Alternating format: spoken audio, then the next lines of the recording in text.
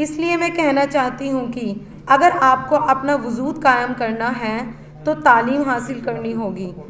चाहे हमें भूखा रहना पड़े, हमें अपनी कौम के बच्चों को पढ़ाना होगा। काबिल बच्चों को गोद लेकर पढ़ाओ। ये दिखावे की ज़िंदगी, झूठी शान, रियाकारी, बड़ी बड़ी महंगी शादियाँ बंद करनी पड़ेंगी। मैं पूछना चाहती हूँ कि हम में से कितने लोग सुन्नत व शरीयतन निकाह करते हैं? क्यों हम शरीयतन लड़कियों को जायदाद से उनका हिस्सा नहीं देते? जरा इस जमात में आए हुए लोग बताएं कि कितने लोगों ने अपनी बेटियों को जायदाद से हिस्सा दिया है। निकाह करना तो माँ बाप का फ़र्ज़ है, लेकिन जायदाद में उनका हक है जो कि हक़ुल आबाद है। याद रखो, इसका जवाब आखिरत में देना होगा।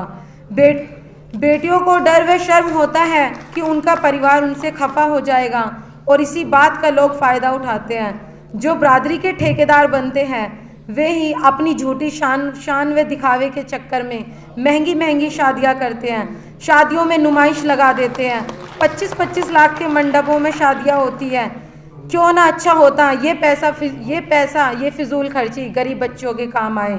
क्यों बरादरी के जिम्मेदार लोग अपनी बड़ी बड़ी शादियों में गरीब लड़कियों के निकाह नहीं कराते?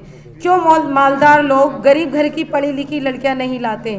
मैं कहना चाहती हूँ कि एक दूसरे का हक दो, हक तलफी मत करो, नरमी से पेश आओ, गाली गलोच मत करो, अखलाक से पेश आओ, एक दूसरे को नीचा मत दिखाओ। बड़े बड़े ओहदे लेने से कुछ नहीं होगा, ज़मीरी तौर पर कुछ करना होगा। मैं इस शेर के साथ अपनी बात ख़त्म करना चाहूँगी।